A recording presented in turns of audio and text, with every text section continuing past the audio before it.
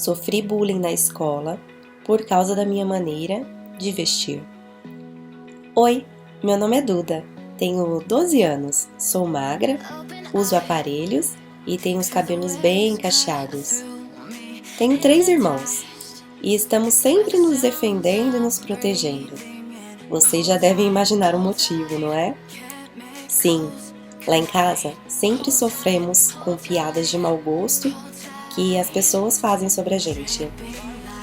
Eu sou boa aluna, mas eu não consigo fazer amizades na escola. Tenho certa dificuldade, pois os colegas de turma ficam rindo de mim. Acho que por causa da maneira como eu me comporto e como eu me visto também.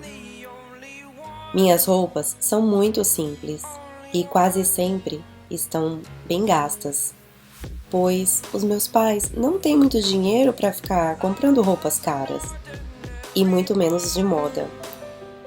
Isso às vezes me deixa triste, pois sempre ouço alguma piada de mau gosto sobre a minha roupa, sobre o meu cabelo. Em casa só o meu pai trabalha, o que dificulta um pouco mais as coisas, mas sempre tem alguém disposto a nos ajudar, doando algumas roupas, alguns sapatos, e na maioria das vezes eu uso as roupas que os meus irmãos usaram. Eu não conto para os meus pais o que acontece na escola, pois a minha mãe tem alguns problemas de saúde e eu não quero deixá-la nervosa, sabe? Não seria bom para ela. Eu já pensei em procurar a diretora da escola e contar tudo, mas eu tenho medo do que esses alunos possam fazer comigo depois. Por isso, eu prefiro esperar, pois eu sei que um dia isso vai acabar. Eu fiquei surpresa com uma menina da outra sala que veio falar comigo e disse que já havia percebido o que eu passava na escola. E ela estava tentando me encorajar a contar tudo para a diretora, mas eu recusei, claro. Então, ela sugeriu que deveríamos dar uma lição naqueles garotos. No decorrer dos dias, ela não tocou mais no assunto, e eu pensei que talvez ela tivesse desistido, e resolvi não tocar mais no assunto também. Era sexta-feira e eu iria ficar alguns dias longe de tudo aquilo que me fazia tão mal. Passei o final de semana na casa da minha avó. Ela é muito amorosa e atenciosa. Foi um final de semana incrível. Até consegui esquecer os problemas que viriam na semana. Minha avó percebeu alguma coisa estranha em mim, olhou nos meus olhos e perguntou se estava tudo bem. Como eu não queria preocupá-la, eu respondi que sim, mas ela insistiu e então eu desabei a chorar. Contei o que estava acontecendo. Ela me abraçou e, de certa forma, aquela conversa me deixou muito aliviada. Minha avó me encorajou a falar com a diretora. Ela disse que eu precisava contar tudo o que estava acontecendo e que eu deveria procurar a Silvia também, a menina da outra sala, para ir comigo, caso eu não tivesse coragem de ir sozinha. Minha vozinha me falou ainda que eles podiam fazer a mesma coisa que estavam fazendo comigo com outras pessoas e que, de alguma maneira, além de me ajudar, eu estaria ajudando outras pessoas também, que passavam pela mesma situação. Só pedi que a minha avó não contasse nada para minha mãe, pois eu não queria vê-la sofrendo por minha culpa. Eu agradeci muito a minha avó por me aconselhar, por me ajudar. Eu acordei bem e feliz e disposta. Eu tinha vivido momentos tão lindos e felizes que havia energia de sobra para enfrentar todos os problemas. Fui para a escola, mas quando eu cheguei na sala de aula, o Fábio veio perto de mim, puxou meu cabelo enquanto me chamava de horrorosa. Eu queria sumir naquele momento. Me deu um nó na garganta e me deu muita vontade de chorar. Eu engoli seco e fui para a sala de aula estudar.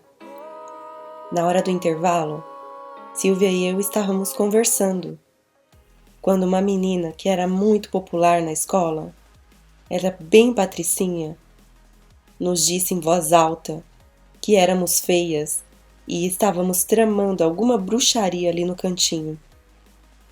Ela falou enquanto ria muito alto, chamando a atenção de todos para nós. Silvia ficou muito brava e queria discutir, mas eu falei para ela que não valia a pena. Então, essa menina não parou por aí. Começou a chamar todos que passavam por lá para ver a minha roupa. Ela disse que parecia que eu tinha tirado de um saco de lixo, que além de ser horrorosa, estava toda rasgada.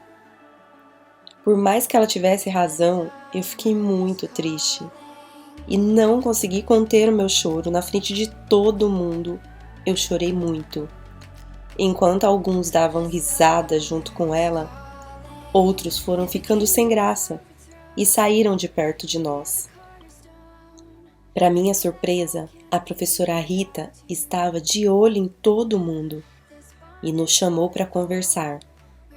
Disse que havia percebido algumas coisas estranhas no relacionamento dos alunos com a gente, mas que queria ter certeza ouvindo tudo da nossa boca. Respirei fundo e fiquei sem palavras. O meu coração parecia que ia sair pela boca. Eu não tinha coragem de falar com ela, mas ao mesmo tempo eu sabia que aquela era a grande oportunidade. Então a Silvia foi mais corajosa e começou a contar tudo para a professora. A professora ouvia atentamente a minha amiga e eu comecei a chorar novamente. Senti a mão da professora segurando a minha mão, enquanto me olhava com muito afeto. A professora não queria que os outros alunos ficassem me vendo chorar. Então, ela nos levou para uma sala mais reservada. Me deu um copo d'água e secou as minhas lágrimas, com um lenço de papel que tinha pego da bolsa dela. Quando a Silvia terminou de falar, a professora me perguntou se eu queria dizer mais alguma coisa, e eu disse que não. Então, ela prometeu para nós que falaria com todos os alunos, de uma maneira geral, e depois chamaria cada um em particular para conversar sobre aquilo. Achei que ali eles aprenderiam a lição, mas não.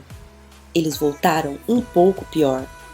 Começaram a fazer bullying com os próprios amigos, mas usando palavras e coisas que direcionavam para mim e para minha amiga. A professora me chamou novamente e perguntou se as coisas estavam melhor. Eu disse que não.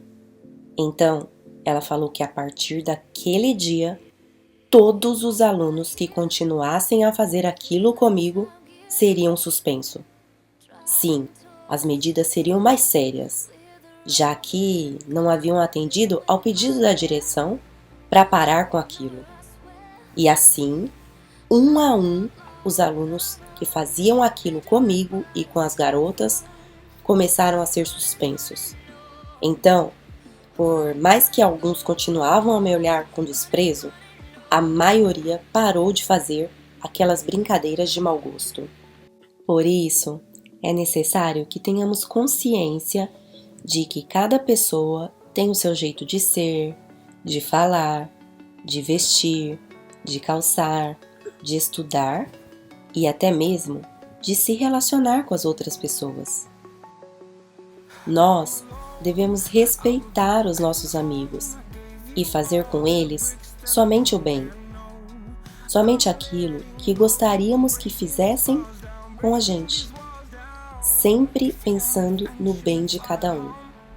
Devemos buscar uma maneira educada de falar com as pessoas o que estamos sentindo ou pensando.